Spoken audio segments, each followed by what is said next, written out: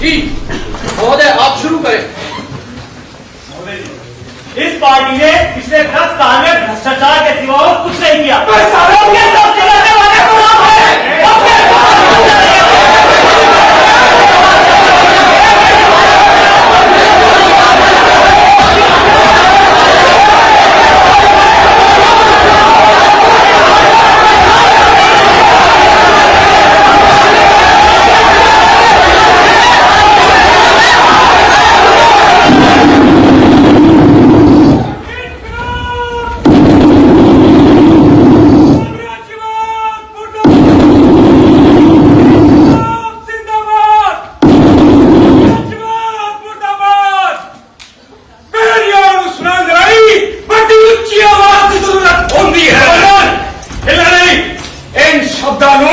आजादी तो पहला सरदार भगत सिंह ने यही असेंबली हॉल में किया सी और आजादी तो बाद वही शब्द अज मैं बाहर आया।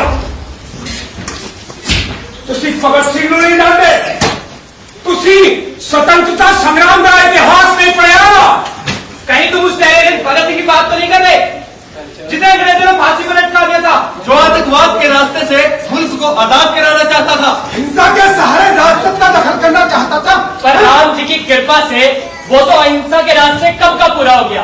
अब मिश्रा जी वो गाना है ना, दे दी हमें आजादी बिना खड़क बिना ढाल, माउंट बैटन तूने हम पे कर दिया उपकार, वरना लटकी रहती आजादी कुछ सालों के लिए। और जब आजादी मिल गया है तो भगत सिंह का क्या जरूरत?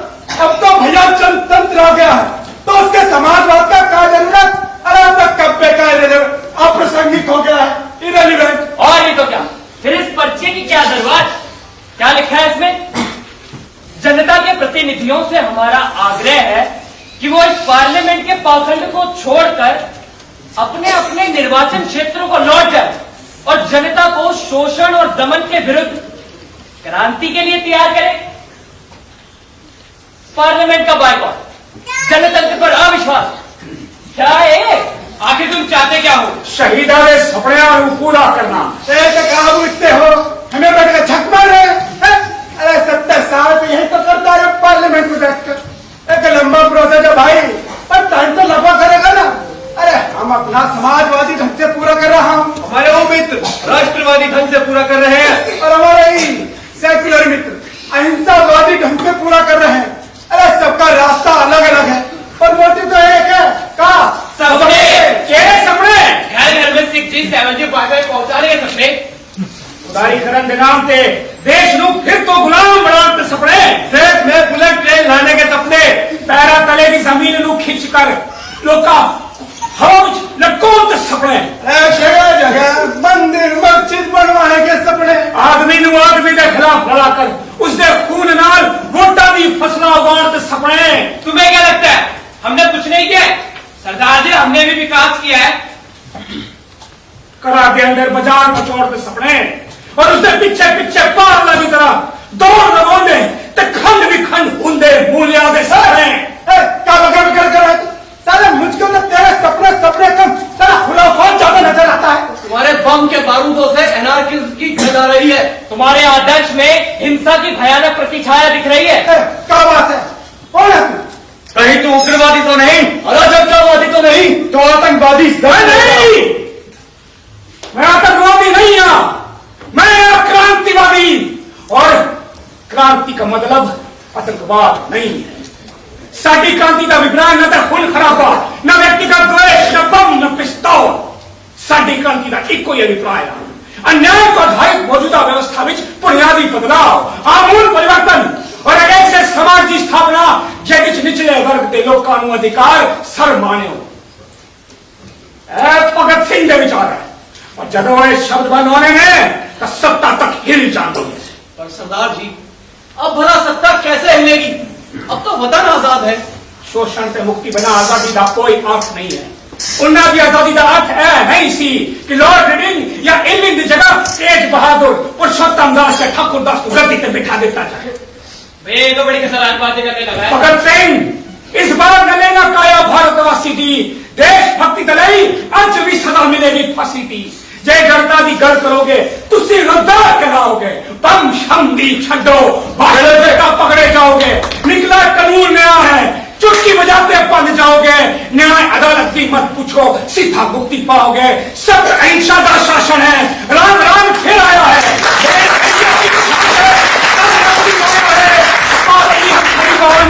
रानी लक्ष्मी क्यों डर लगता है? ये बैन है, सरकार के खिलाफ आम आदमी में घृणा जगाता है। नहीं, चेतना कहो। हम ये गाना नहीं गाने देंगे, परसी गावांगे, लोग कानून सुनावांगे, हम सुनाने देंगे तबला। भगत सिंह नू जड़ जड़ तक पहुंचावांगे। तुम कहो तो भगत सिंह को हीरो बना दे। पार्लियामेंट में अगर फोटो न लगाओ तो फोटो लगवा दे। अरे गली नुक्कड़ चौराहे पर स्टेचू लगवा दे। आदमी का भगवान बना दे, घर घर पूजा करवा दे। और तुम कहोगे कि उनकी विचारधारा को जन जन तक पहुंचा दे, ऐसा हर किसी में नहीं मिलेगा। परसी भगत सिंह नू जनता तक ही जरूर लेगा। पिंड शहर की गली नुकड़ा चौराहा की दीवार कैसी लाल रंग नाल लिखा के शहीद भगत सिंह मेरा साथीरा शेर। सुनो सुनो देश के लोग, सुनो सुनो देश के लोग।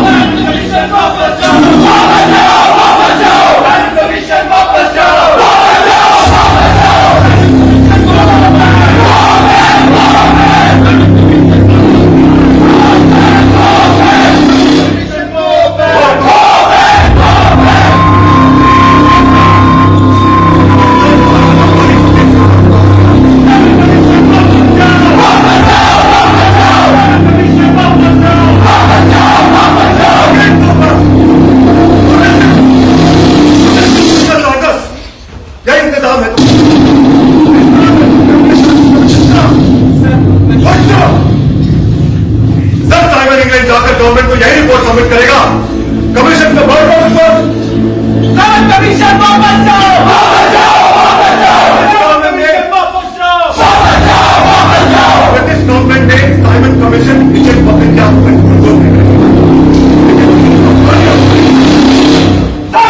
कमीशन गया।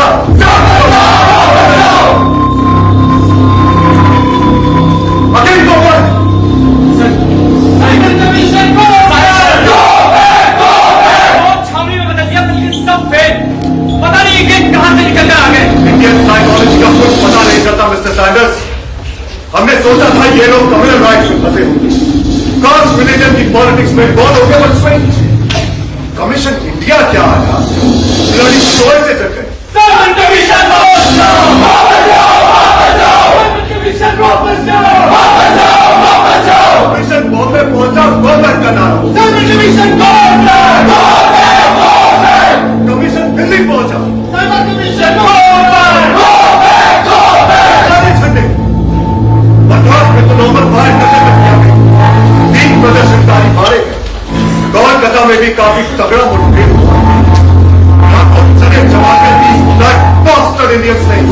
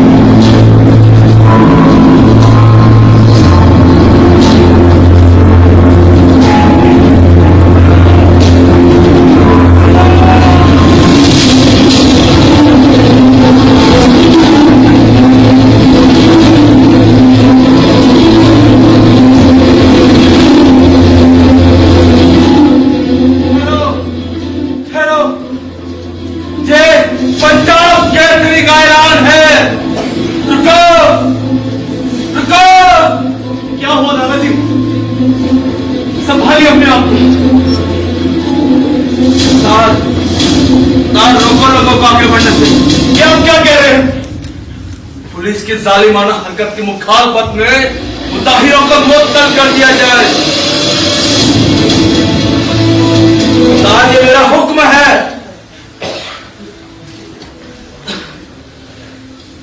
सर जॉन साइमन और कमीशन के सातों अंग्रेज मेम्बरानों, देखो देखो इस जन समुद्र को। तुम क्या सोचते हो लाठी गोली से जनता की जुबान बंद कर दोगे? कानून की मोटी मोटी किताबों से अवाम की रफ्तार को रोक लोगे? रोक लिया, बांध लिया कंचुआर को। देखो देखो चारों तरफ जन और जन। और आज जन ने सुना दिया अपना फैसला। भारत में शासन सुधार की रिपोर्ट तुम क्या जमा करोगे? रिपोर्ट जनता ने लिख दी अपने खून के कतरों से। लिख दिया साइमन कमीशन धोखा है। इनकलाब जिंदाबाद! इनकलाब जिंदाबाद! साइमन कमीशन फरेब है। कमीशन के फूल फुलैया में जनता अब नहीं फंसनेगी, क्योंकि जनता जाग चुकी है। और जो सरकार जगी हुई निहत्ती जनता पर इस तरह जालिमाना हमले करती है, उसे तहजीब याफ्ता सरकार नहीं कहा जा सकता। इनकलाब जिंदाबाद! इनकलाब जिंदाबाद! और ऐसी सरकार हरगिज कायम नहीं रह सकती। यहां कई अंग्रेजी मेम्बरान खड़े हैं। मैं पंजाब केसरी उन सबको सुनाकर कहता हूं कि I declare that the blow struck at me will be the last nail in the coffin of the British rule in India.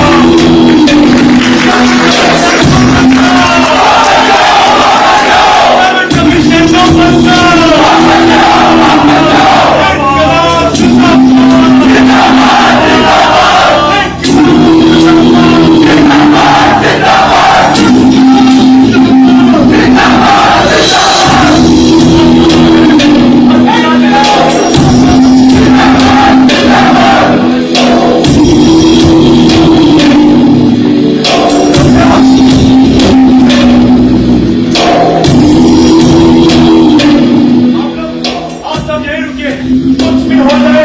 मोर्चा टूटने ना पाए। इनकलाब जिंदाबाद! इनकलाब जिंदाबाद! इनकलाब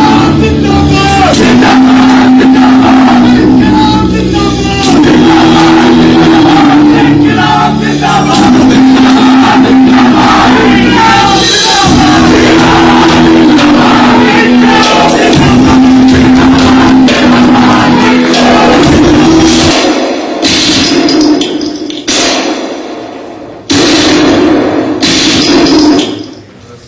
चोट बहुत गहरी लगी थी।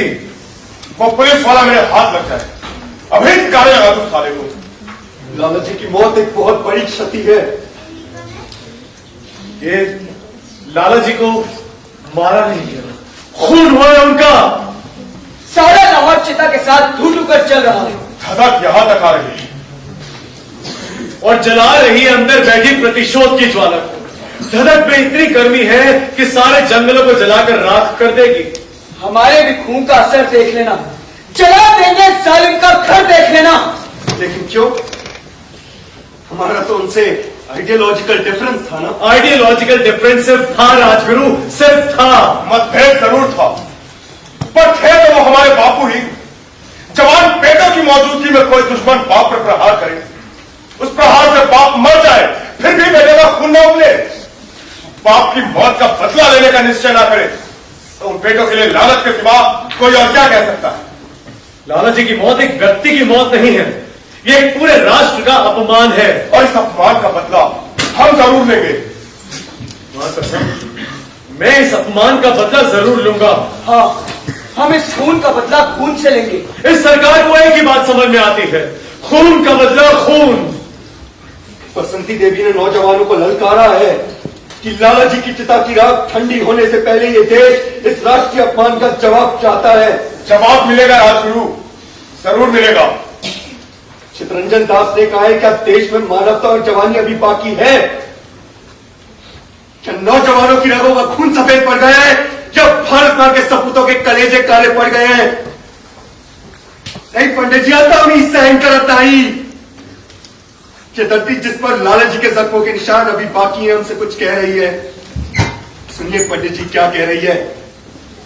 कह रही है भारत मां के सपूतों ने अपने हाथों में चूड़ियां पहनी है। कह रही है लानत है ऐसी जवानी पर जो अपने देश के सिपाहियों की मौत का नंगा नाच देखकर भी चुप है। राजगुरु, जवानी का नजारा तो हम दिखाएंगे, और वो नजारा ऐसा होगा कि सारी दुनिया देखेगी। देखेंगे पंडित जी, जो जख्म लाला जी के दिलों में हुए हैं, उससे भी गहरा जख्म हम व्यवस्था के दिल में देंगे। साइमन कमीशन में तो हम चूक गए, साधन ना होने के कारण एक्शन को अंजाम नहीं दे सके।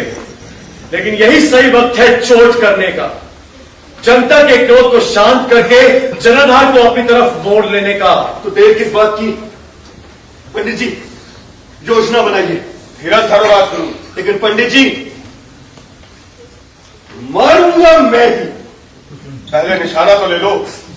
ले लिया। ना इधर देखो ना उधर, केवल लक्ष्य पर दृष्टि रखो। है, दिखा। दिख रहा है, लक्ष्य दिख रहा है, सब कुछ साफ साफ दिख रहा है। Yes, shoot.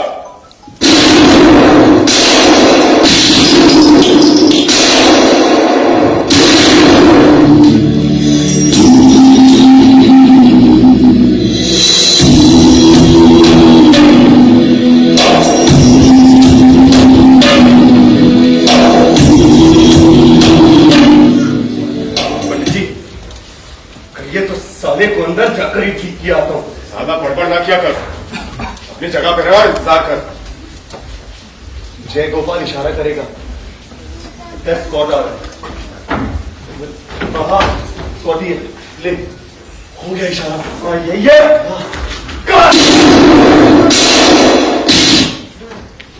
हत्यारे, लाला जी की हत्यारे, पंजाब केसरी की हत्यारे। ओ पिल्लो टिल्लो, ओ बलविंदर जोगिंदर सुखविंदर दौड़ा छोटी भारा, और हत्यारा ने गोली मार दी थी संदेश बाबू नू। सुत्ते से पिल्लो पस्ता की ठहर ठहर, एक तू बेच लेगा मादे यारो। ठहर साले ठहर। हाँ, ठहरने के लिए कह रहे साले। तेरा दिमाग तो ठिकाने से है। तू हेड कांस्टेबल चंदन सिद्धू धमकी देता। धमकी नहीं, गोली भी मार देता हूँ। बोलता मार, मैं मौत तो नहीं डरता। जोश में होश मत खो, हमारी तुमसे कोई दुश्मनी है ना, हम तुमसे भिड़ना चाहते। हमारी लड़ाई सरकार से। ओए ते सरकार दा मैं नमक खाया। नमक याद है? नमक हराम। और वो धरती भूल गया जिसने तुझे पाला पोसा, बड़ा किया। भूल गया कि जिस पक्ष में तू खड़ा है वो खूनी, लुटेरा, हत्या है वो। और मैंने मुझसे कोई कभी याद है? मैं सरकारी नौकर है। नौकर नहीं, गुलाम हो गया। मर गया है तेरा जमीन, अपने आदमियों पर गोली चलाएगा, हम बदल पर। तू की सोचता है इन लौंडे लफाड़ों के बूते सत्ता पलट देगा? 10-20 पंजाब से तक खून करके अंग्रेजों में तो पहुंचा देगा। ओए हल्ले भी मौका है, अपने आप को साटे हवाले कर दे, नहीं तो मारा जाएगा। सारे कुत्ते की मौत मारा जाएगा। कुत्ते की मौत मरता है गद्दार, वतन पर मरने वाला होता है शहीद। मैं कहता हूं हट मेरे सामने से। गोली चलाना छोकरते पर काम नहीं है।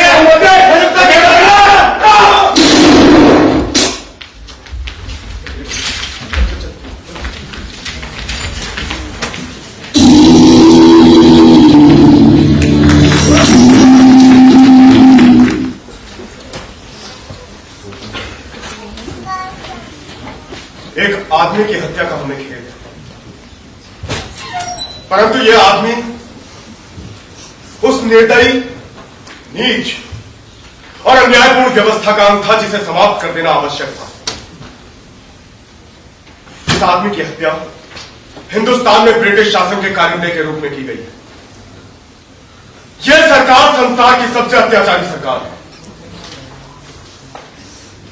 मनुष्य का रक्त बहाने के लिए हमें खेल, परंतु क्रांति की वेदी पर कभी कभी रक्त बहाना अनिवार्य हो जाता है। हमारा उद्देश्य एक ऐसी क्रांति से है जो मनुष्य द्वारा मनुष्य के शोषण का अंत कर देगी। विदेशी सरकार चाहे हमारा कितना ही दमन कर दे, किंतु हम राष्ट्रीय सम्मान की रक्षा करने और विदेशी अत्याचारों को सबक सिखाने के लिए सदा तत्पर रहेंगे। विरोध और दमन के बावजूद हम क्रांति की पुकार को बुलंद रखेंगे और फांसी के तख्तों से भी पुकार कर कहेंगे, इंकलाब जिंदाबाद, इंकलाब जिंदाबाद, इंकलाब जिंदाबाद, इंकलाब जिंदाबाद। पंडित जी, सारा लाहौर अपने पोस्टर से गरमाया हुआ है। जिधर भी जाओ लोग इसी के बारे में बातें कर रहे हैं। जनता बहुत खुश है, लेकिन सरकार को साफ सूंघ गया है। लकवा मार दिया सीआईडी वाले को। इतनी बड़ी घटना घट गई और किसी को सुराग तक न मिली। पुलिस दफ्तर के ठीक सामने दिन दहाड़े एक अंग्रेज अफसर को गोली से मार दिया और कोई पकड़ा ना गया। पंडित जी, इससे बड़ा अपमान सरकार का और क्या हो सकता है? यही तो हम चाहते थे कि कैसे सरकार से मिलाए और जनता जिनके कलेजों में लाला जी के मरण का, उनके अपमान का जो कांटा चुभा हुआ है, उस कांटे ने जो जख्म दिया है उसमें खुशी और उमंग भरे। चारों तरफ सिर्फ एक ही नाम है, भगत सिंह, भगत सिंह, भगत सिंह। और भगत सिंह को गिरफ्तार करने के लिए घर घर तलाशियां चल रही हैं। जबरन लोगों को गिरफ्तार किया जा रहा है। जो भी हो, सरदार को लाहौर से निकालना बहुत जरूरी है। लेकिन कैसे? सरदार को बहुत देर पहचानने वाले दशहरा बम कांड में पुलिस वालों ने चुपके से फोटो भी लिया और फिर सैंडर्स को मारते समय पुलिस वालों ने भी देखा कि मारने वालों में एक सरदार है। मेरी बात मानो तो सरदार को किसी तरह यहां से बाहर निकालकर देश के बाहर कर दिया जाए। हाँ, ये ठीक रहेगा। यहाँ नहीं तो वहां से काम कर ही सकता है। सरदार से पूछो। कुठे आए सरदार? अंदर बैठा किताबें पढ़ रहा होगा और पढ़ी क्या रहा होगा, निकल रहा होगा। सरदार, सरदार, सरदार।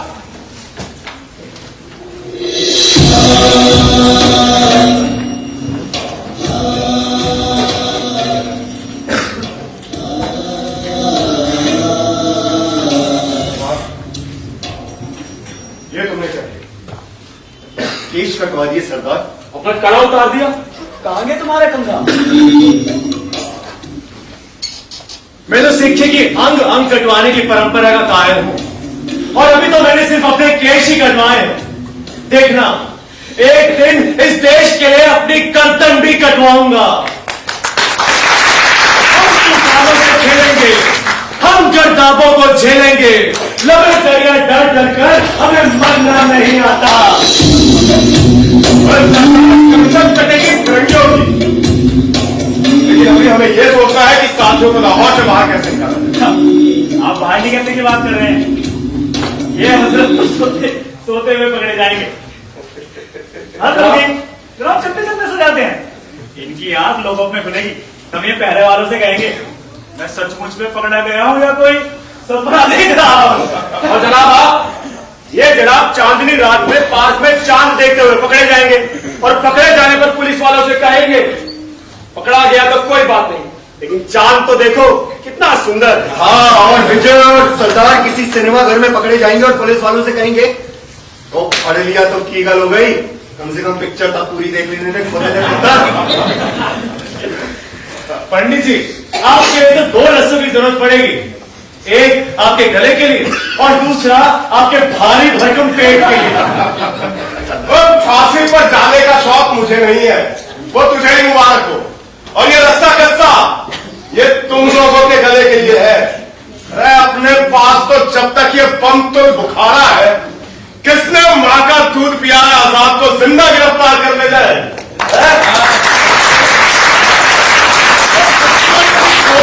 सामना करेंगे, आजाद है, हमेशा आजाद ही रहेंगे। देखो, बहुत हो गया मजा। अब मेरी योजना ध्यानपूर्वक सुनो। सरदार, तुम ऐसा करो, हिंदुस्तानी बाबू बनकर रेल के फर्स्ट क्लास से कलकत्ता निकल और तुम अकेले नहीं जाओ। दुर्गा भाभी और उनका लड़का शशि के साथ जाएंगे। ये ठीक रहेगा, इससे किसी को शक भी नहीं होगा। और राजगुरु तुम जी इनके हिफाजत का पूरा जिम्मा तुम्हारा। जी साथ में पिस्तौल रखना मत भूलना। जी। और तुम हमेशा इनके साथ रहोगे। जी। इनके नौकर बनकर। जी। और पंडित जी आप? मेरा क्या है भाई, पंडित आदमी हूं। राम नामी चादर ओढ़कर, माथे पर चंदन लगाकर और मथुरा का पंडा बनकर किसी रेल के डब्बे में बैठ जाऊंगा। हैं? रमसा जोगी बहता पानी।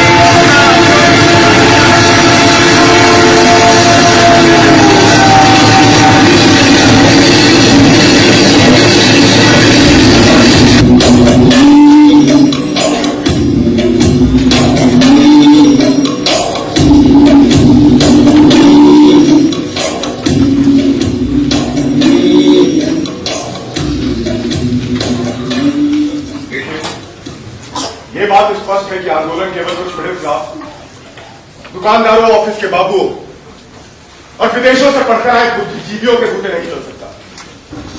किसानों और मजदूरों को मुख्य धारा में लाना नहीं होगा। बिल्कुल, जब तक ये लोग जुड़ेंगे नहीं आंदोलन जुझारू नहीं हो सकता। क्योंकि किसी भी क्रांति का हिरावल दस्ता यही होते हैं। ये भागने वाले नहीं, ये दुनिया बदलने वाले। यह सभी क्रांतिकारी सैनिक। बिल्कुल, इस बात को सरकार अच्छी तरह समझ रही है और डर रही है कि जल्दी इन्हें रोका ना गया देखते देखते ये मालिक बन जाएंगे और फिर इनको ये राज छोड़ना पड़ेगा। जिस तरह देश में कारखाने बढ़ रहे हैं, पूंजीपति और अंग्रेजों के लाभहारी साझे होते जा रहे हैं, मजदूरों के साथ अन्याय हो रहा है। विरोध में जिस तरह जगह जगह ट्रेड यूनियन बन रहे हैं, धरना हड़ताल की खबरें मिल रही हैं, इसका एहसास उन्हें निश्चित ही हो रहा है। इसलिए सरकार चाहती है कि असेंबली में कोई ऐसा बिल पेश किया जाए जिससे मजदूर हड़ताल न कर सके, और अगर एक यूनियन दूसरे यूनियन की हड़ताल में मदद करती है तो वो हड़ताल गैर कानूनी समझी जाए। मतलब जबरदस्ती किसी को भी जेल में ठूस दिया जाए। ये बिल नहीं, मजदूर आंदोलन पर सुनियोजित हमला है। ये देखो, पब्लिक सेफ्टी बिल और ट्रेड डिस्प्यूट्स बिल की एक कॉपी। ये बिल है, यह जुल्म बरपाने की कोई औजार। आखिर क्यों कर रहे हो मजदूरों से जानवरों जैसा व्यवहार? जानवरों जैसा व्यवहार? ये उन्हें जानवर भी नहीं बूझ रहे हैं। यह अधिकार भी वो उनसे छीन लेना चाहते हैं, उन्हें मार देना, मिटा देना, खत्म कर देना चाहते हैं। देखो देखो ये बिल क्या कहता है। किसी भी मजदूर को हड़ताल करने का अधिकार नहीं होगा, और यदि कोई मजदूर हड़ताल करता है तो उसे 500 रुपए जुर्माना या 1 महीने की कैद की सजा सुना दी जाएगी। और यदि कोई मजदूर राजनीतिक विचारधारा लेकर किसी हड़ताल में शरीक होता है तो उसे 500 रुपए जुर्माना और 1 महीने की कैद की सजा। आखिर क्यों? क्या इन मजदूरों को हड़ताल करने का भी अधिकार नहीं? क्यों नहीं पंडित जी, आखिर मजदूर भी इसी समाज का एक हिस्सा है। उसे भी जरूरत है एक ऐसे आंदोलन की जिसे पूंजीपतियों को उनकी नानी याद आ जाए, जो नहीं चाहते कि मजदूर कभी भी गुलामी के जंजीरों से छूटे। लेकिन ये नानी तभी याद आएगी जब आने वाले इलेक्शन में इनकी ऐसी हाथ हो कि याद कर करके आंखें मला कर। सरकार जो भी हो, इसका विरोध होना जरूरी है, क्योंकि आजादी हर इंसान का पैदाइशी हक है। सरकार तो इन बिलों को पास करने पर उतारू है। कांग्रेसी और प्रोग्रेसिव मेंबरान इन बिलों को कभी पास नहीं होने देंगे। तो क्या हुआ, वाइस रॉय अपनी वीटो पावर से पास कर देंगे। हाँ, सत्ता उनकी, संसद उनका, चाहे जो कुछ भी कर सकते हैं। क्या करें? यही समय क्या फिर अभी नहीं तो फिर कभी नहीं। सरकार आवाम की बात को अनसुना कर रही है, वो बहरी हो गई। जरूरत है उसके कान खोलने की व्यवस्था करने की। कैसी करो? शहीद बेला के शब्दों में कहा जाए तो बहरे को सुनाने के लिए बम के धमाके की आवाज जरूरी होती है। तो जिस दिन ये बिल असेंबली में पेश किया गया, असेंबली में बम फेंका बम और बम के साथ अपने उद्देश्य स्पष्ट करते हुए बच्चे थे। लेकिन वहां पे कांग्रेस के मेंबरान भी होते। देखिए, हम किसी को मारना नहीं चाहते, इसलिए बम किसी खाली जगह पर फेंकेंगे और बम फेंकने के बाद वहां से भागेंगे नहीं, अपने आप को पुलिस के हवाले कर देंगे। क्या बात कर रहे हो? ये तो कमाल का विचार है। मैं कई बार असेंबली गया हूँ, वहां से भागने के अनेक रास्ते हैं। ठीक है, असेंबली के बाहर एक मोटर रहेगी, बम फेंकने वाले को उड़ा ले जाएगी। पंडित जी, मेरे अंदर कोई और नक्शा था। कौन सा? गुप्त आंदोलन को जन आंदोलन में बदलने का। और कैसे? अदालत को राजनीतिक विचार के रूप में लोगों तक अपनी बात को पहुंचाने का। पंडित जी, जिस तरह ये सरकार और हमारे लीडर्स, हमारे सो कॉल लीडर्स हम पर वैचारिक हमला कर रहे हैं, हमें रेसिस्ट, फासिस्ट, आतंकवादी घोषित कर रहे हैं, जरूरी है उनको अपनी बात पहुंचाने की, अपना स्टैंड पहुंचाने की और अपनी बात उन तक के बीच में रखने की। भाई ये सिद्धांत विद्धांत की बातें तुम लोग ज्यादा जानते हो, हमें तो बस अमल करना आ रहा है। कौन फेंकेगा असेंबली में बम? मैं फेंकूंगा असेंबली में बम। बेकार की बात मत करो। सैंडर्स की हत्या के सिलसिले में पंजाब की पुलिस वैसे ही तुम्हारी तलाश में और जाम के ऊपर ले जाने का हाल है। नहीं सरकार, संगठन के लिए तुम्हारा रहना जरूरी है। पंडित जी, संगठन के लिए मेरा जाना जरूरी है। योजना तुम्हारी थी, मैंने ठीक समझा और माना, लेकिन ये जरूरी नहीं कि उसको अंजाम देने के लिए भी जरूरी है।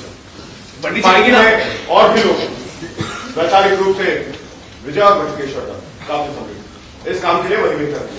आप मेरी बात तो सुनिए। सरकार जिद मत करो, ये तय करनी है। पंडित जी, मुझे भी मौका दिया जाए। नहीं भगवान दास, मैं नहीं चाहता कि झांसी और ग्वालियर के केंद्र किसी तरह से संकट में पड़े। जयदेव जी पंडित जी। असेंबली के पासों के इंतजाम का जिम्मा तुम्हारा। हो जाएगा पंडित जी। मैं कई बार असेंबली जा चुका हूँ, कई बार खुद जा चुका हूँ, वहां के मेंबरानों से मेरे अच्छे कांटेक्ट है। एक बार फिर से जाकर दोबारा अध्ययन कर लूंगा। ठीक है, परसों फिर बैठेंगे, तब तक सुखदेव भी आ जाए, तब विस्तार से बातें होंगी।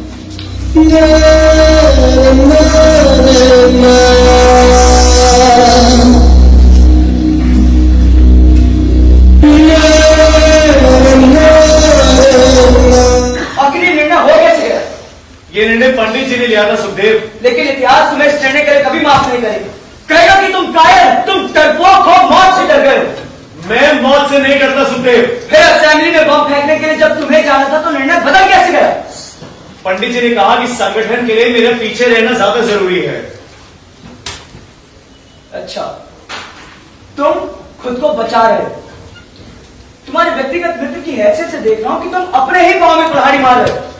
ये देखकर मैं चुप नहीं रह सकता। ये झूठ है, ये भ्रम है और कुछ नहीं। और कुछ नहीं तो फिर असेंबली में बम फेंकने के लिए जब तुम्हें जाना था तो निर्णय बदल कैसे गया? अरे जब तुम चाहते हो कि पार्टी में कोई दूसरा सिद्धांत, आदर्श, उद्देश्य को अच्छी तरह नहीं रख सकता, फिर तुम्हारे सामने कोई और बम फेंकने जाए। मैं तो पंडित जी को बार बार समझाता रहा, लेकिन सुखदेव पंडित जी माने तब ना। वैसे तो बाकी कामों के लिए फौरन पंडित जी को मना लेते, इसके लिए नहीं मना सकते। मेरी बात समझने की कोशिश तो करो। वो कह रहे थे कि संगठन के लिए मेरा पीछे रहना ज्यादा जरूरी है। डर की ओट में खुद को ना बचाओ सरदार। बचा नहीं रहा हूं, पंडित जी की बात और उनकी आज्ञा का पालन कर रहा हूं। आज्ञा और अनुशासन की ओर पे तुमने खुद को वापस खींचा है। तुम दादा सान्याल और जैसी विद्या अलंकार बनते जा रहे हो। जानते तुम्हारे क्या अंत होगा? जानता हूं। कुछ नहीं जानते। एक रोज तुम भाई परमानेंट बन जाओगे। ये झूठ है। प्रथम लाहौर षड्यंत्र के मुकदमे के सिलसिले में हाई कोर्ट के जज ने फैसला देते हुए मालूम है क्या कहा? कहा था कि भाई परमानेंट इस क्रांतिकारी षड्यंत्र का मस्तिष्क और सूत्रधार है, लेकिन व्यक्तिगत रूप से यह आदमी कायर है।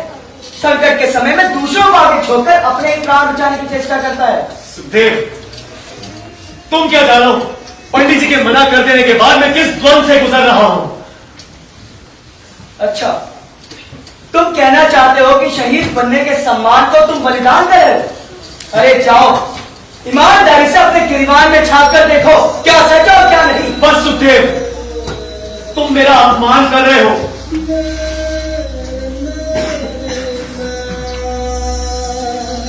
जाओ यहां से। और सुन सुखदेव, मुझे क्या पता पंडित जी के मना कर देने के बाद मैं किस द्वंद से गुजर रहा हूं। तुझे क्या लगता है कि अब सबके कहने के बाद क्रांति के पक्ष में मेरा कोई काम नहीं रह गया? नहीं सुखदेव, अब तो असेंबली में बम फेंकने मैं ही जाऊंगा और बम फेंकने के बाद वहां से भागूंगा नहीं। इससे एक तो मुझ पर लगाए गए आरोप निराधार सिद्ध होंगे, जनता को क्रांतिकारियों का स्टैंड मिलेगा और तुझे तेरा तुझे तेरा जवाब मिलेगा सुखदेव। सुना तूने?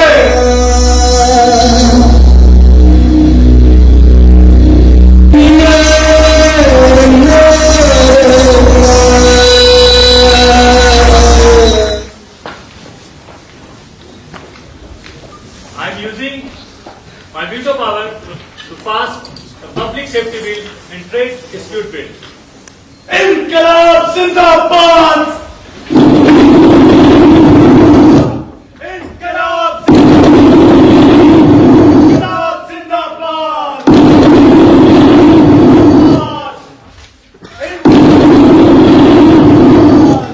इनकलाब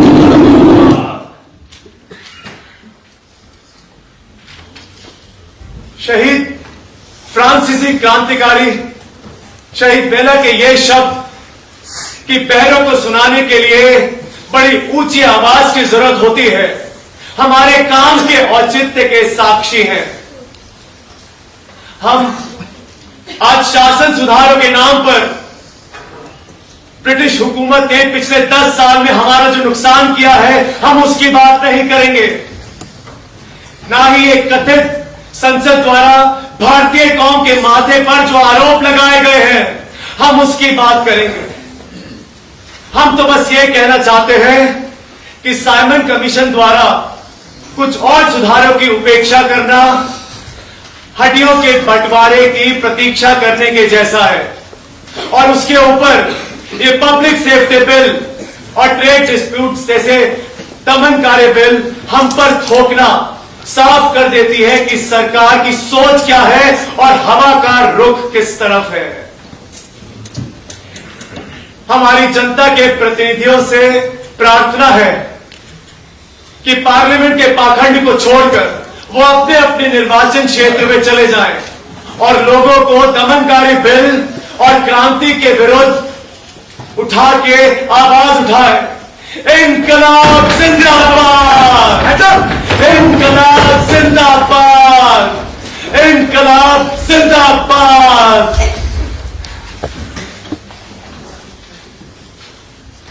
ये बम तुम लोगों ने फेंका है? आपको कोई शक है? चिंता मत कीजिए, हम सारी दुनिया को बता देंगे कि ये हमने किया। आओ, हम तुम्हारा इंतजार कर रहे हैं। बड़ी देर लगा दी हुजूर आने में वैसे आपने। डर लग रहा है।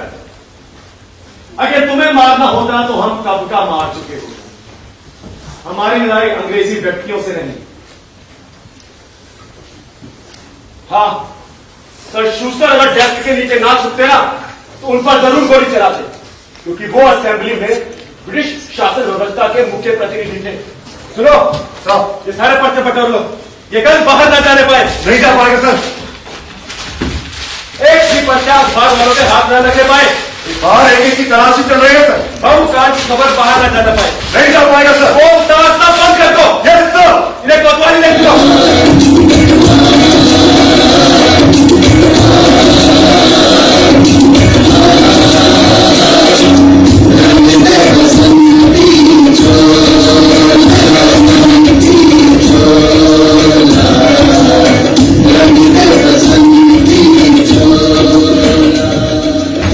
लगता है तुम लोग पिक्चरें बहुत देखते हो। हाँ, पासिंग शो देखी है? नहीं, उसमें बिल्कुल इसी तरह के बम पटकने की घटना है। चलो, देखी नहीं सुनी तो जरूर होगी। नहीं तो फिर कहां से आया ये बम पटकने का विचार? कौन सप्लाई करता है तुम्हें बम और हथियार? हथियार? जब मैं छोटा था, एक बार पिताजी मेहता जी के साथ खेतों में चल रहे थे। मेहता जी ने मुझे खेतों में देखा तो पूछा, भगत यहां खेतों में क्या कर रहे? मैंने कहा, बंदूकें बो रहा हूं। देश को आजाद कराने के लिए बंदूकों की जरूरत होगी। आज बंदूकें बो रहा हूं और कल इनसे इनकी फसलें काटूंगा। और देखो, आज चारों तरफ बंदूकें ही बंदूकें लहरा रही हैं। Don't be romantic Bhagat Singh. Romantic revolution क्या है? एक उबाल, एक बलबला, कोई तुम्हें बहका रहा है। तुम्हें मोहरा बनाकर अपना उल्लू सीधा कर रहा है। कौन है? Who's your leader? क्या नाम है उसका, क्या करता है, कहां रहता है, कितने लोग हैं पार्टी में, बोलो। सिगरेट पियोगे? बमों से खेलते हो और सिगरेट से परहेज। स्ट्रेंज। आश्चर्य होता है तुम जैसे ब्रिलियंट स्टूडेंट को पॉलिटिक्स के चक्कर में देखकर। भाई विद्यार्थियों का मुख्य काम होता है पढ़ाई, उन्हें पूरा ध्यान उसी पर लगाना चाहिए। कैसे अपना करियर बनाए, प्लान करना चाहिए। देश और समाज के बारे में सोचना शिक्षा में शामिल नहीं है। और पॉलिटिक्स से तुम्हारा क्या मतलब? मैं कहता हूं बता दो, हम तुम्हें छोड़ देंगे। बताओ। जब मैं 12 साल का था तो क्या था, बोलो। एक बार स्कूल जा रहा था, घर से निकला तो सीधा अमृतसर जा पहुंचा। अमृतसर? फिर क्या हो, किससे मिले? Go on tell me. सीधे जलियांवाला बाग पहुंचा, जहां पर लाखों लोग शहीद हुए, जिनके खून से आज भी वो मिट्टी लाल है और चारों तरफ बिखरी हुई है।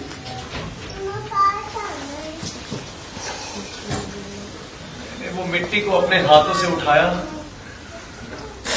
और अपने माथे से लगा दिया। जैसे ही उस मिट्टी ने मेरे माथे को चूमा, एक गूंज मेरे अंदर अनुगूंज हो गई और सीने को चीरते हुए मेरे दिलो दिमाग में छा गई। बलिदान, बलिदान, सिर्फ बलिदान। Don't be emotional Bhagat Singh, have patience. क्या रखा है तुम सब? ये बलिदानी कुर्बानी तो सब एक खगोला। अपना सोचो, पहले खुद को सुधारो, देश तो खुद ब खुद सुधर जाएगा। लो साइन करो, मेरी सलाह मारो, तुम दोनों सरकारी गवाह बन जाओ। सारा मामला मैं संभालूंगा।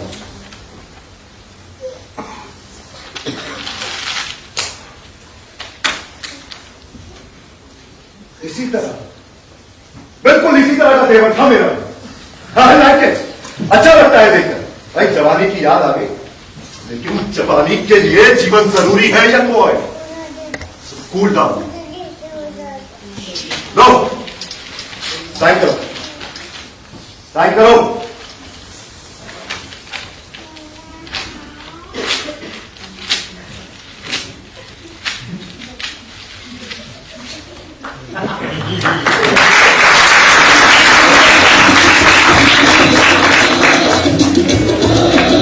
अब टेंशन बचेगा। ये तो तुम दोनों कर रहे हो ना, ये तुम नहीं कर रहे हो, करवा रही है मिट्टी। सालों इसी मिट्टी में कहा दूंगा तुम दोनों को। हटा दे इन दोनों का बयान नोट करो। हमें यहां पर कुछ भी नहीं कहना है, हम जो भी कहेंगे अदालत में ही कहेंगे।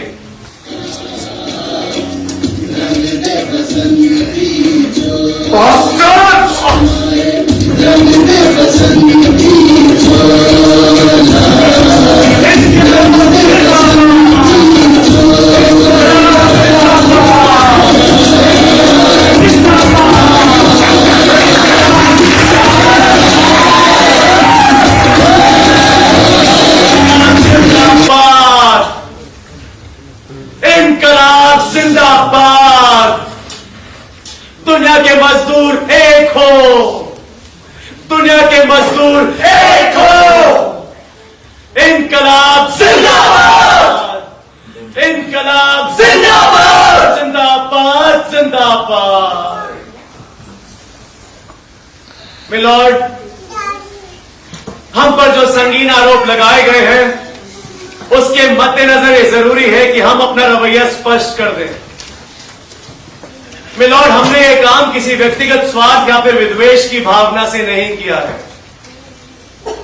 हमारा एकमात्र उद्देश्य उस शासन सुधारो सरकार को समय रहते यह बता देना है कि उसके काम से असीम क्षमता प्रकट नहीं होती। हमारा एकमात्र उद्देश्य बहरों को सुनाना और उन शोषितों की मांगों को ना सुनने वाली सरकार को समय रहते यह बता देना है कि कुछ लोगों को कुचल के राष्ट्र को नहीं दबाया जा सकता, या फिर कुछ नगण्य लोगों को मारकर किसी बात को खत्म नहीं किया जा सकता। माय लॉर्ड, क्या फांसी के फंदे और साइबेरिया की खाने रूस की क्रांति को खत्म कर पाए? नहीं मिला। फिर ये दमनकारी बिल और ये अध्यादेश क्या भारत की आजादी को मिटा पाएंगे?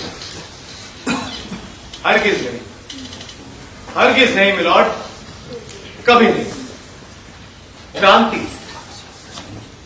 आप पूछ रहे थे क्रांति से हमारा क्या तात्पर्य है? मिलॉर्ड, क्रांति के लिए खूनी लड़ाइयां लड़ना अनिवार्य नहीं है।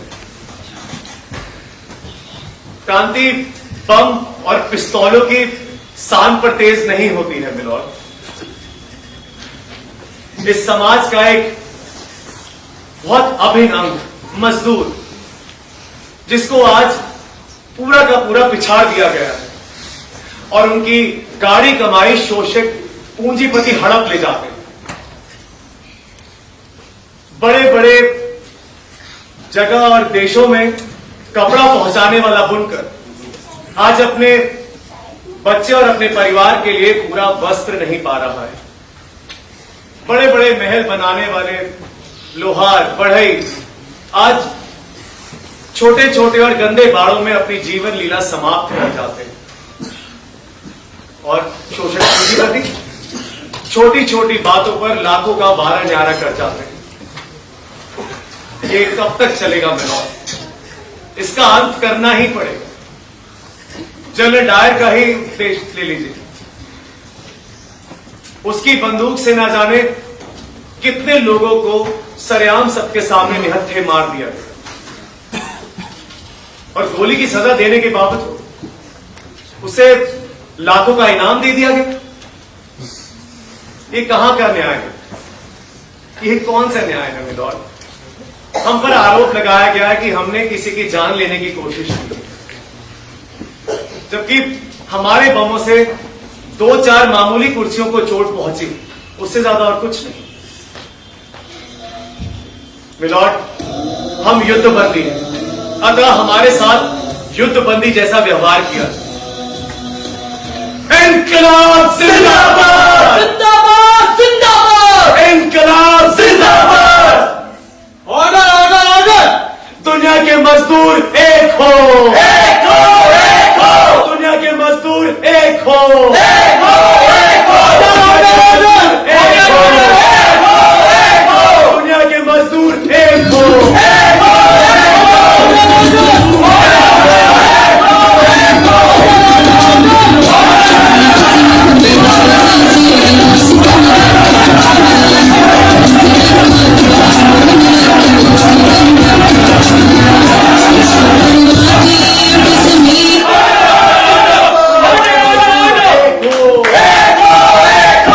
खाना नहीं खाओगे? क्या कह रहे? हमारे साथ जो व्यवहार हो रहा है वो राजनीतिक कैदियों सा नहीं है, चोर बदमाशों की तरह। इसलिए न्याय को दूर करने के लिए खाना नहीं खाओगे, लेकिन मुझे खिलाने से कैसे रोक पाओगे? रोक सकोगे? तुम एक दिन भूखे रहे रखोगे। हमारा निर्णय अटल है। देखो, भूख हड़ताल ये झांक कर देखो कैसे मैंने इसकी भूख हड़ताल तोड़ दी। गुरूर जो इसके सर चढ़कर बोल रहा था, चूर चूर कर दिया। उठाओ, दूध लाओ। कहते दूध नहीं पिएंगे, दिखाऊं कैसे नहीं। पिला दूध, पिला दूध।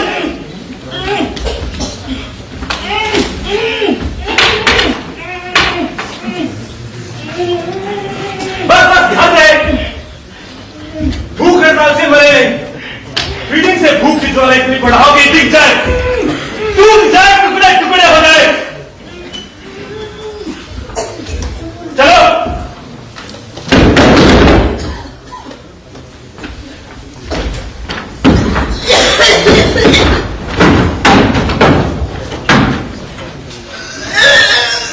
सुखदेव, सुखदेव,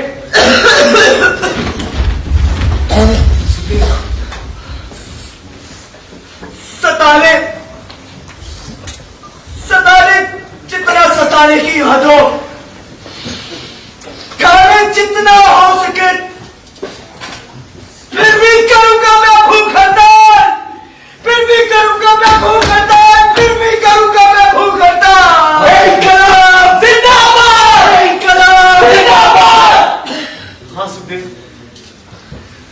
ये भूख हड़ताल का टूटेगा नहीं।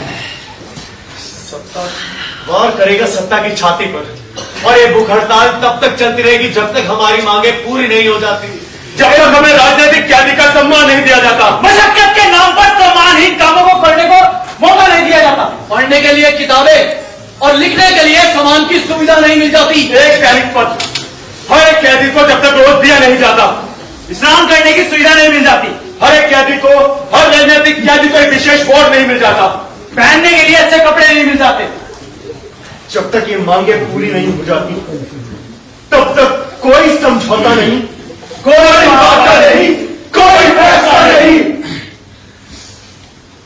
ये हमारा ऐलान है और हम हैं लाहौर षड्यंत्र के भूख हड़ताली।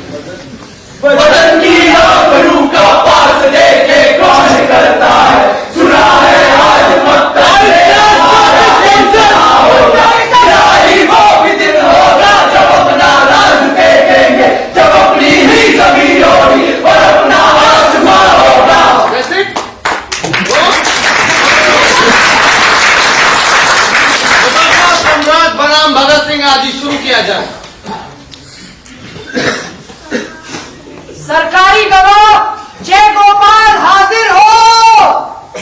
सरकारी गवाह जय गोपाल हाजिर हो। आ गया अंग्रेजों का टट्टू। खामोश रहिए।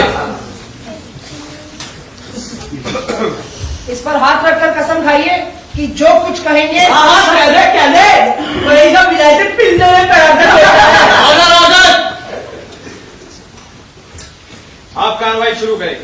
Thanks my Lord. आपका नाम? जय गोपाल। इन्हें जानते हैं? अच्छी तरह से। अच्छी तरह से क्या जानते हैं? ये आतंकवादी हैं, टेररिस्ट।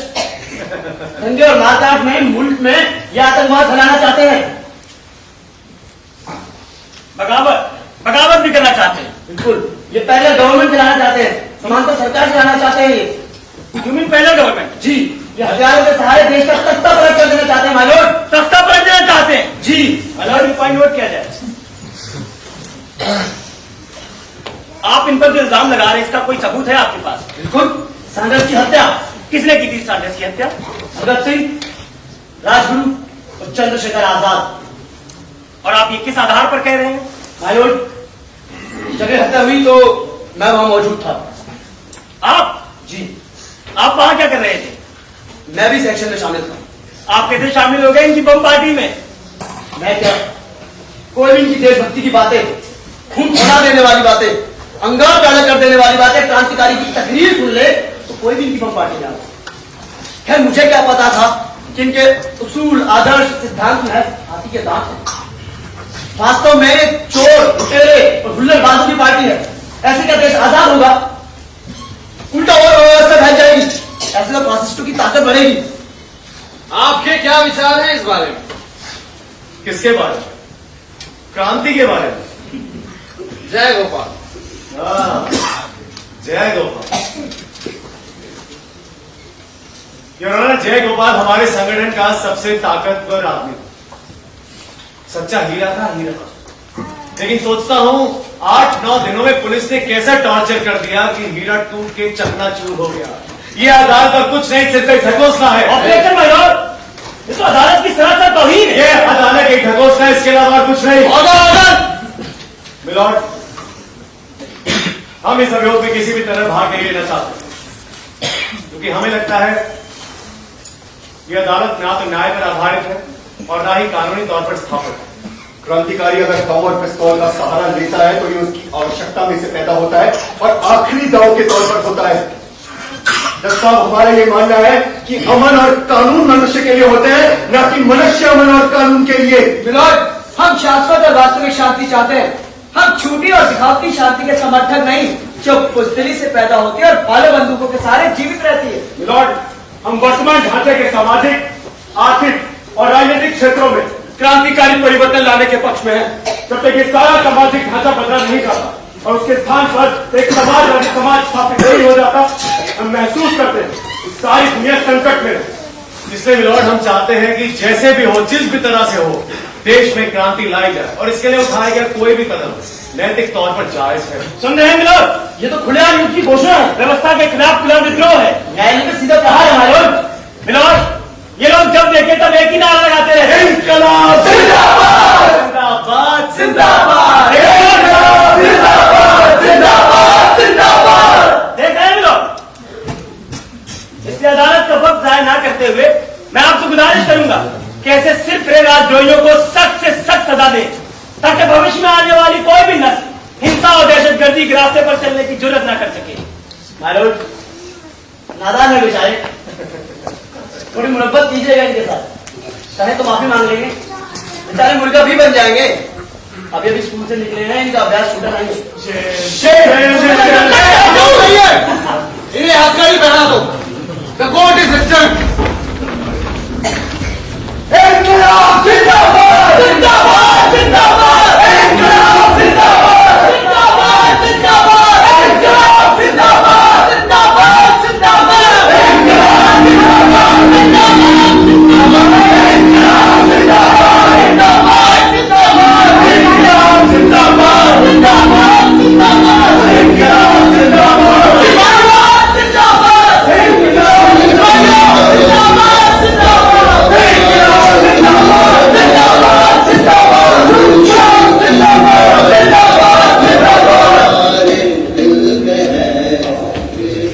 हिंदुस्तानी हिजड़ों, तुम करोगे भी क्या? घास फूस खाने वालों, तुम क्या खाकर पहनाओगे इन्हें हथकड़ियां? अपनी जगह वापस सब।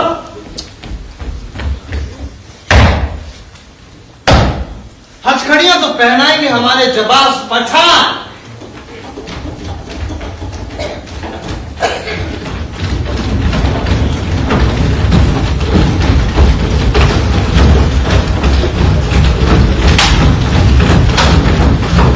हिंदू के खिलाफ मुसलमान और मुसलमान के खिलाफ हिंदू। पेशावर में जब मुसलमान विरोध करे तो खिलाफ खड़े करो हिंदू, और जब पंजाब में हिंदू हो तो भिड़ाओ मुसलमान। पॉलिटिक्स का बस एक है गोल, डिवाइड एंड रूल। इस हिंदुस्तान को एक मत रहने दो, टुकड़े टुकड़े कर दो इसकी शान को। इनको जाति में बांटो, भाषा में बांटो, धर्म में बांटो, बांटो बांटो और राज करो। बचाओ, टूट पड़ो इन पे, मारो और मारो इन ब्लडी बास्टर्ड्स को।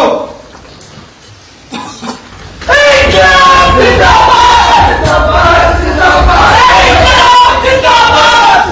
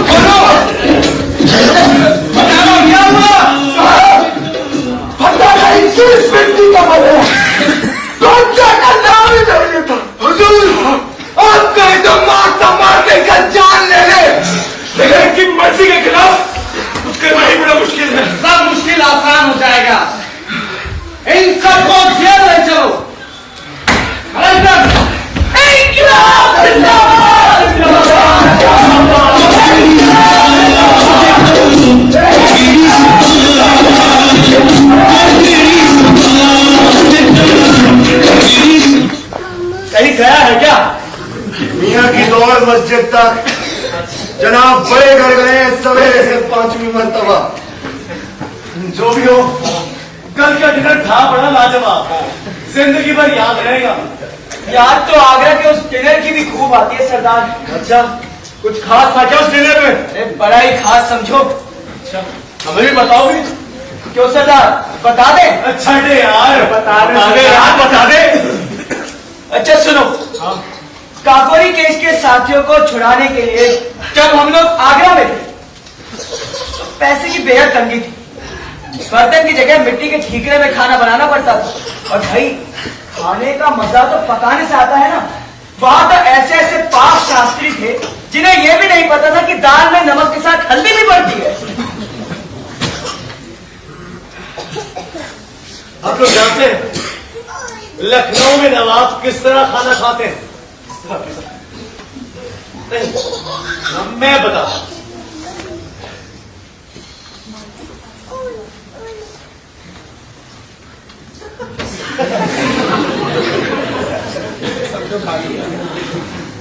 वल्लाह क्या पकवान है।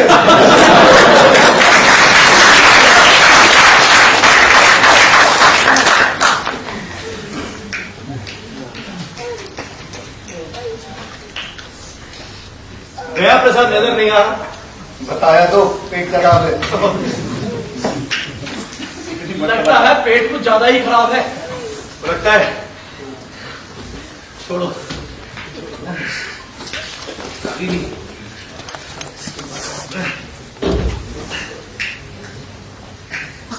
अरे भाइयों देख लो कहीं कुछ बैठे बैठे वहीं ना सो गया हो। और धीरे बोल लो, इन मजाक की आवाज में गुसल खाने तक जा रही हो। और कहीं उसकी छुट्टी ना हो जाए। जनाब यार बीमार चाहता वैसे एक बात बोलूं, छुट्टी तो मैं उस मजिस्ट्रेट की कर दूं, अगर एक बार मुझे कुर्सी पर बिठा दे तो सबका फैसला एक ही दिन में सुना दूं। तो कर फैसला, रोक कौन रहा है? ये सही है, अपना फैसला खुद ही करो और खुद ही बरी हो जाओ या फिर खुद ही सजा पाओ। वैसे जय गोपाल को अभी भी वो जूता याद आ रहा होगा।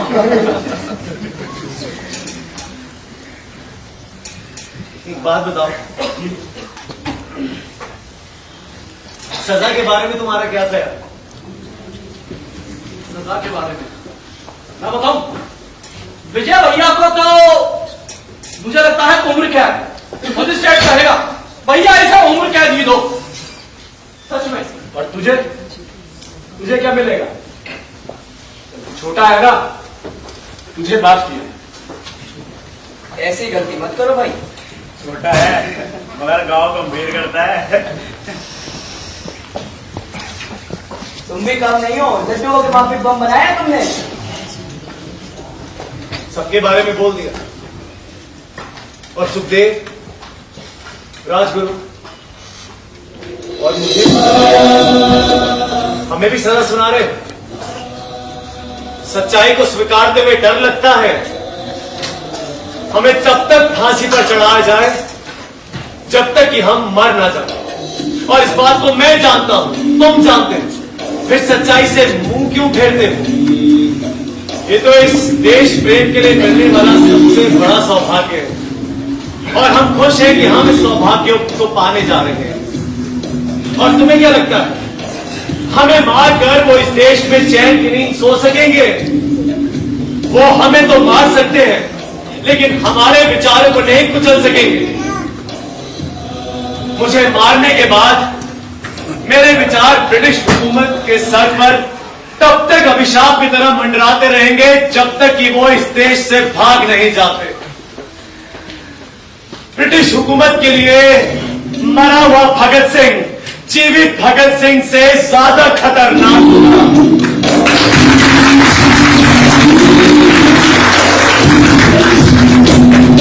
ये तो सिर्फ किताब का एक पहलू, तस्वीर का दूसरा पहलू और भी उज्जवल है।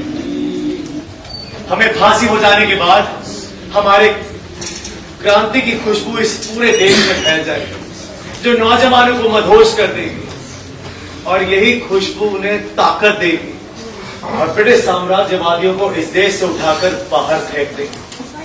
मैं तो बस उस समय की प्रतीक्षा कर रहा हूं जब मुझे इस देश के लिए, मेरे देश प्रेम के लिए, मेरी सेवाओं के लिए मुझे सबसे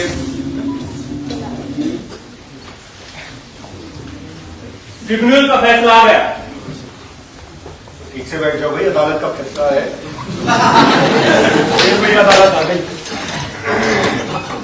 चूंकि लाहौर षड्यंत्र के अभियुक्तों ने ट्रिब्यूनल का बहिष्कार किया था, अदालत में उपस्थित न होने का निर्णय लिया था, लिहाजा सरकार ने फैसला किया है कि जेल में जाकर फैसला सुनाया जाए। ट्रिब्यूनल का फैसला इस प्रकार: विजय कुमार सिन्हा, कमलनाथ तिवारी, जयदेव कपूर, शिव वर्मा, ज्ञा प्रसाद को आजीवन कारापानी, कुंदन लाल को 7 साल और प्रेम दत्त को 3 साल की कड़ी कैद, मास्टर आशाराम, जयगोपाल, सुरेंद्र पांडे रिहा, राजगुरु, सुखदेव और भगत सिंह को दफा 121B, दफा 5B, विस्फोटक पदार्थ अधिनियम की दफा 6F और 302 ताज़ीरात हिंद में सजाए मौत, to be hang by the neck till he is dead.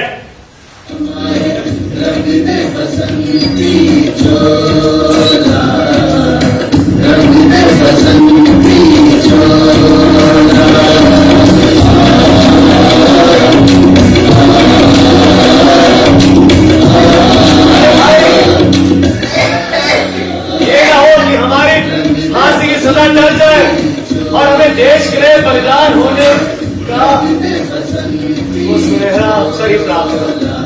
मेरे भाई, हम मरकर ही देश की क्रांति की सेवा कर सकते हैं, लेकिन ये फांसी तब हो जब देश के नौजवानों का जोश पूरे उफान पर हो और सबका ध्यान इस फांसी पर केंद्रित हो।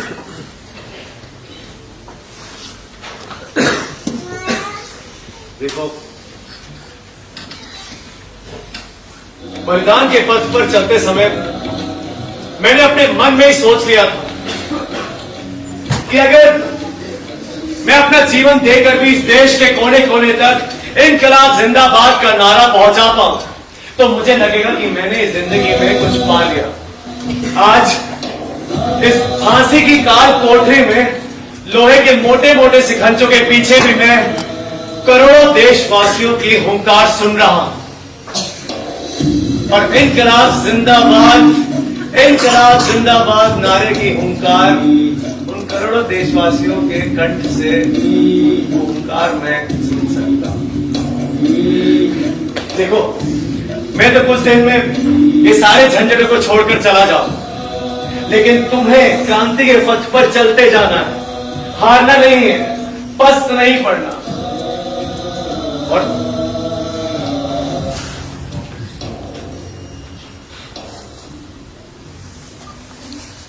चलिए,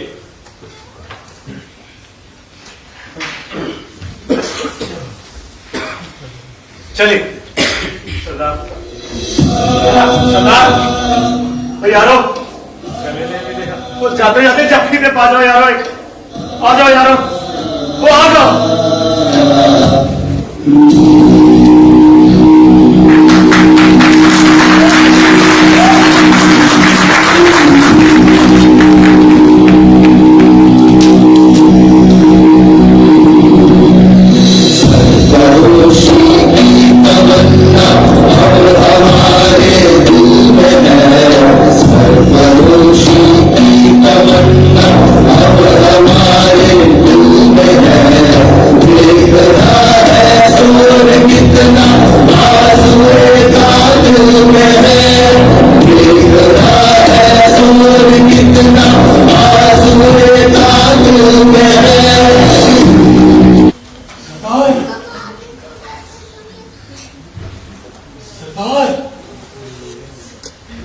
चतर सिंह जी, कहा हो?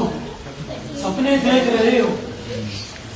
जी हाँ, और जिस संसार के सपने देख रहा हूं ना चतर सिंह जी, उसमें देशों के बीच की दीवारें हट जाएंगी, सारा संसार एक हो जाएगा ना जाति की कोई लड़ाई होगी, ना आदमी आदमी में कोई फर्क होगा, ना मजहब के कोई झगड़े होंगे और ना ही भाषा का अगर झगड़ा अगर होगा तो सिर्फ अमन और प्यार और भाईचारा।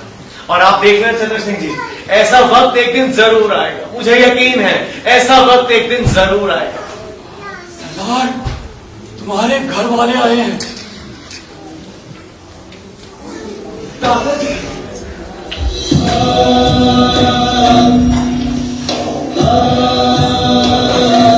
कैसा है?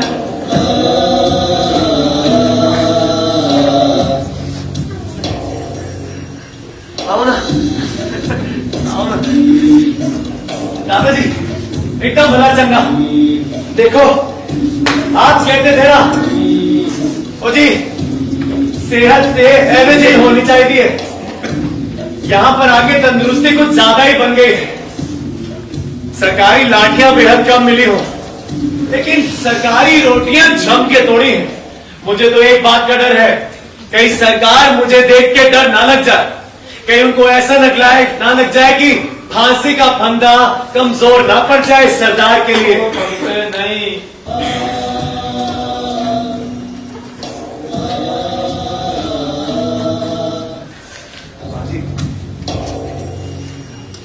दादाजी ना बड़े बूढ़े हो गए हैं, ज्यादा दिन ना जिएंगे ना, बंगा जाके इनके साथ ही रहना। और हाँ बेबे, इनको ना ज्यादा देर तक अकेले छोड़ना नहीं। बेबे और एक बात, मेरी फांसी वाले दिन ना तू ना आना, कुलबीर को भेज देना। क्यों भागो? क्यों? जो तू आई ना तो रो पड़ेगी और लोग तुझे संभालेंगे या मेरी लाश को ले जाएंगे। ना भागो ना। ना बेबे, फांसी वाले दिन ना तू ना आना। जो तू रो पड़ी ना तो सारे बातें बनाएंगे। और तू मेरी फिक्र ना करना, मेरी फिक्र बिल्कुल ना करना। तेरा बेटा कभी नहीं मरेगा, मैं तो मर ही नहीं सकता। और हाँ बेबे, एक भगत सिंह मरेगा तो लाखों भगत सिंह पैदा होंगे।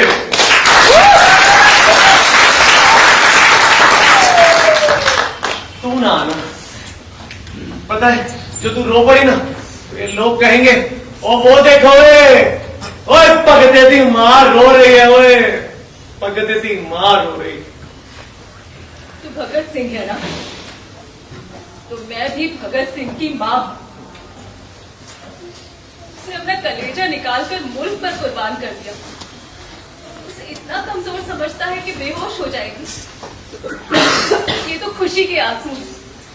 मुझे तुझ पे नाज है, तो अपने इरादे से गिरना नहीं। मरना तो एक दिन सबको है, लेकिन महान काम के लिए मरना कुछ ही लोगों को नसीब होता है। मैं तो चाहती हूँ कि मेरा पुत्र फांसी के तख्ते पर चढ़कर इनकलाब जिंदाबाद के नारे इतने जोर से लगाए कि सारा मुल्क उन नारों में गूंज उठे। और ये सुनकर तो मैं पागल ही हो जाऊंगी। रोऊंगी गई, झूम झूम कर गाऊंगी।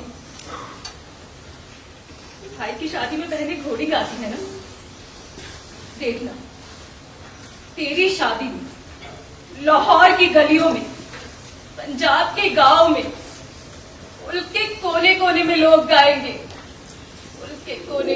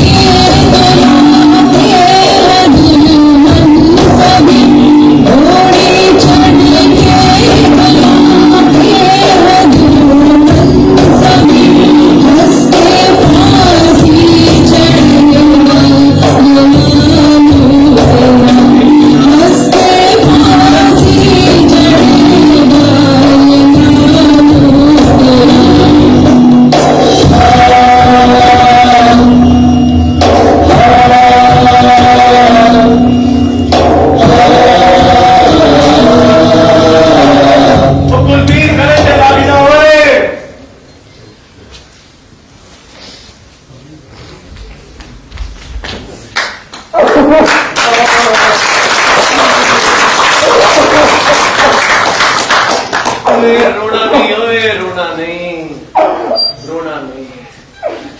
हौसला रख, हाँ? हौसला रख, इससे ज्यादा और क्या कहूं, हाँ?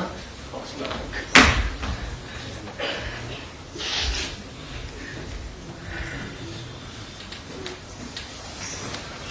सरदार, हानि होने वाले हो, कभी प्रार्थना करते नहीं देखा। चतर सिंह जी, जेल मैनुअल में तो इसके बारे में कहीं लिखा है, लेकिन यहाँ जो भी आता है अपने अंतिम समय में अपने ईश्वर को जरूर याद करता है। लेकिन मैं तो नास्तिक। अंत तक अटल रह सकोगे? चतर सिंह जी, मुझे अंत तक बने रहने के लिए किसी नशे की आवश्यकता नहीं है। मैं यथार्थवादी। और आप अभी ईश्वर की बात कर रहे थे। मैं पूछता हूं कि अगर ईश्वर इतना ही सर्वशक्तिमान है तो वो इस दुनिया से भूखमरी, गरीबी,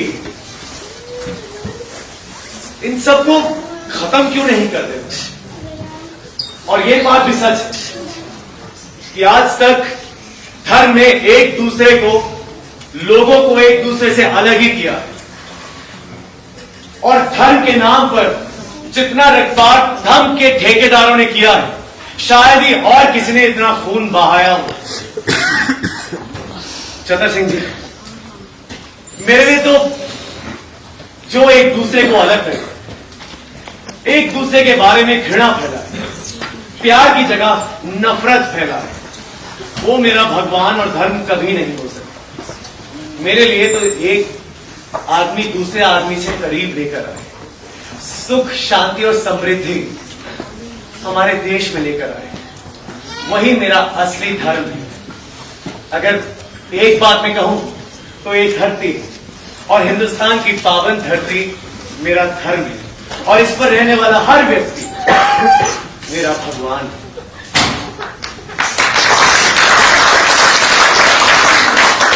आप बता रहे थे कि कोई गवर्नर के नाम पत्र, एक चिट्ठी भिजवाई है, जेलर साहब को दिया है, पहुंचा दीजिएगा। उस पिटीशन है। बिल्कुल, उसमें मैंने लिखा है कि युद्ध की अंतिम दुंदुभी अब बज चुकी है। साम्राज्यवाद और पूंजीवाद इस देश के शत्रु हैं और उनका जल्द अंत आने वाला है। हमारे ऊपर आरोप लगाया गया है कि हम युद्ध बंदी, और हमने देश की आजादी के लिए युद्ध में भाग लिया है। हमें इसके लिए गर्व। और हमारे ऊपर सबसे बड़ा आरोप लगाया गया है कि हमने सम्राट जॉर्ज पंचम के विरुद्ध एक युद्ध किया। अतः हम युद्ध बंदी, हमने ये युद्ध शुरू नहीं किया, और ना ही हमारे जीवन के साथ ये युद्ध अंत हो जाएगा। उनकी एक अदालत ने हम पर बहुत सारे आरोप लगाए। हम बस उतने ये कहना चाहते हैं कि हम पर युद्ध बंदी जैसा आरोप लगाया जाए और हमें फांसी देने के बजाय सरेआम सबके सामने गोली से उड़ा दिया जाए।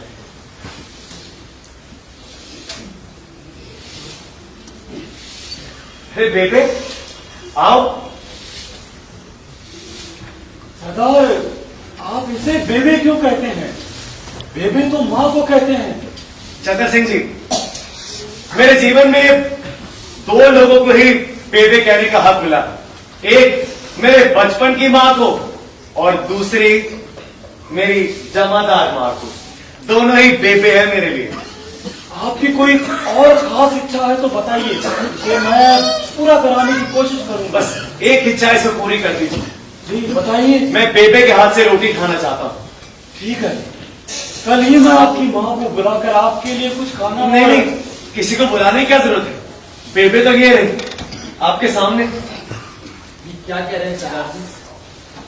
आप और मेरे हाथ से बनी रोटी? सरदार जी, मैं अछूत हूं, नीची जाति का हूं, जिसके छू देने से धर्म भ्रष्ट हो जाए, मंदिरों में जाने से देवता नाराज हो जाए, कुएं से पानी भरने से पानी अपवित्र हो जाए। सरदार जी, आप और मेरे हाथ से बनी रोटी।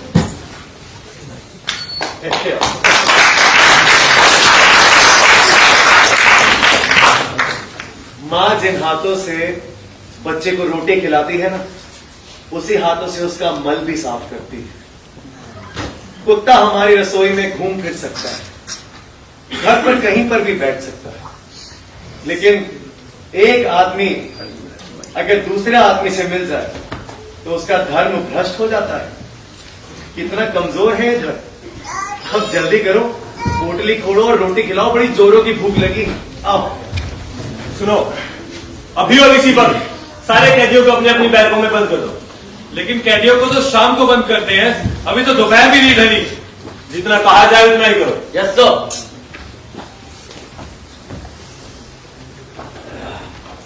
सुल्तान जी, तीनों कैदियों को आज ही शाम को फांसी होगी। समय कम है, अब अपनी तैयारी पूरी कर लें। लेकिन आज क्यों? आज तो 23 तारीख है, फांसी 24 को मुकर्रर है। जिसके राज्य में सूरज नहीं डूबता वहां कुछ तो डूबना चाहिए।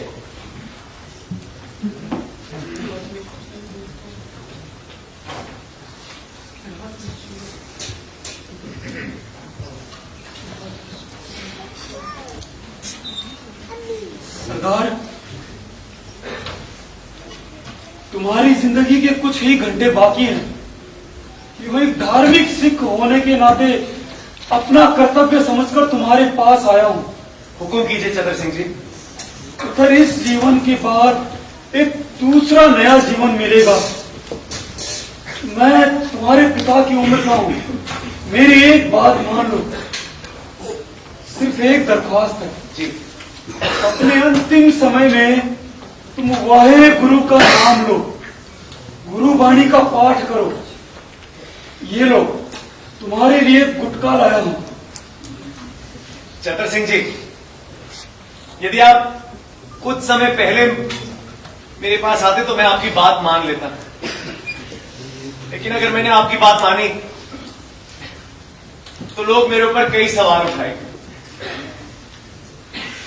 मैंने अपने जीवन में तो कभी भगवान को माना नहीं, क्योंकि मैं नास्तिक हूं। और भगवान भी कहेंगे कि अब जब मुझे अपना अंत नजर आ रहा है तो मैं उसको याद करने लगा। वैसे तो लोग मुझ पर दुनिया में काफी इल्जाम लगाएंगे, लेकिन एक इल्जाम मुझ पर कभी नहीं लगाएंगे कि मैं बुज़दिल था। भगत सिंह अपनी मौत को देखकर डर गया। नहीं चतर सिंह जी, कभी नहीं। तो पुत्र, तेरे कदम कभी नहीं लड़खड़ाएंगे। वाहे गुरु तेरे कदमों को ताकत देगा। तू मुल्क के लिए लड़ा है बहादुर पुत्र, मुल्क के लिए। दीन के पहचानिए, सो पहचानी, जो लड़े दीन के पुरजा पुरजा कट मरे, कबहु न छाड़े के।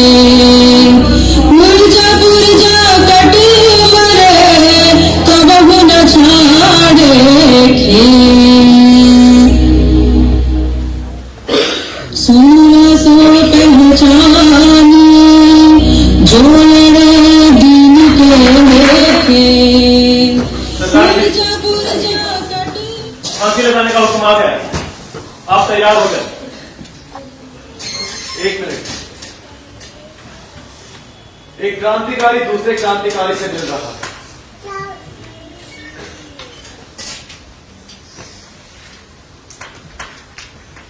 चलिए। ये आप क्या पढ़ रहे हैं? लेनिन का जीवन चरित्र। आज कैसा महसूस कर रहे हो? मैं बहुत खुश हूं, बहुत खुश। कोई आखिरी संदेश?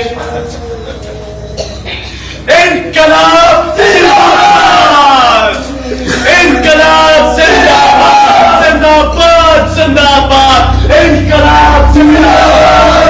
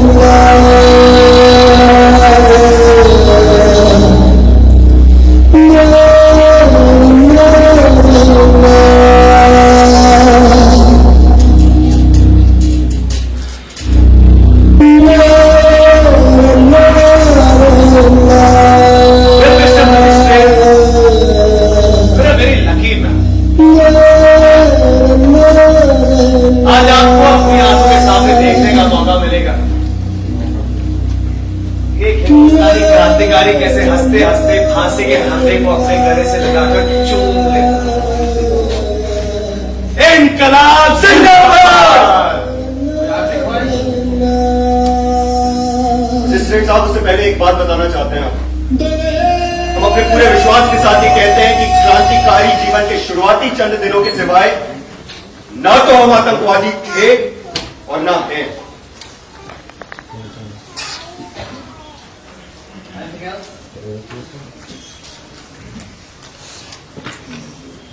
बड़ी मेहनत का शोभा किसानों,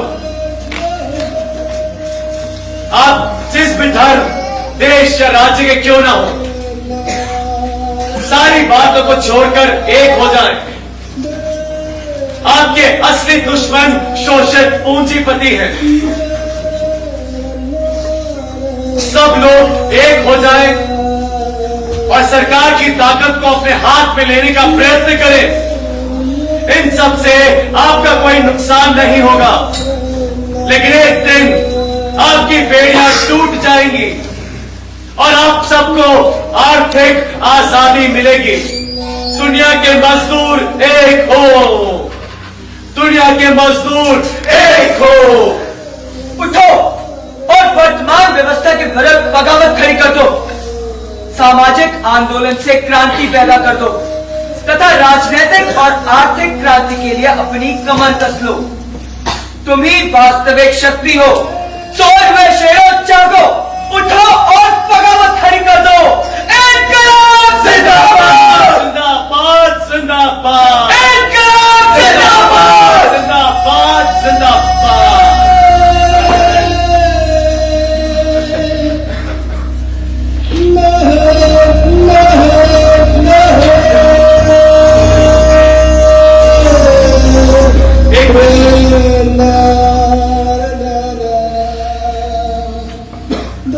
मैं एक बार राजगुरु और सुखदेव को अपने गले से लगाना चाहता हूं। ओके, ऑलराइट, मिलते हैं। आप बोलो।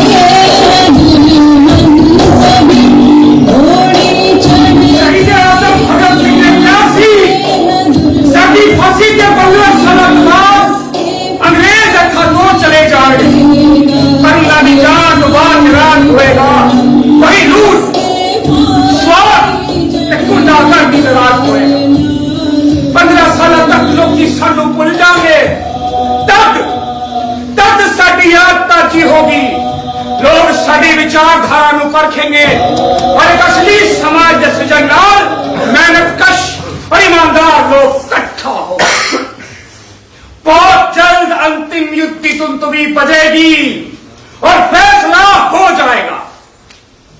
इस युद्ध ਨੂੰ ना ते असी शुरू किया ना ही यह साडे जीवन नाल खत्म होएगा।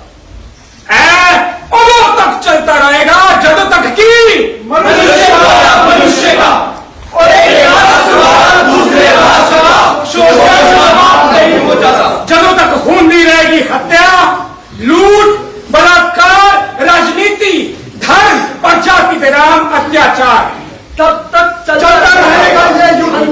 दमन, शोषण और अन्याय के विरुद्ध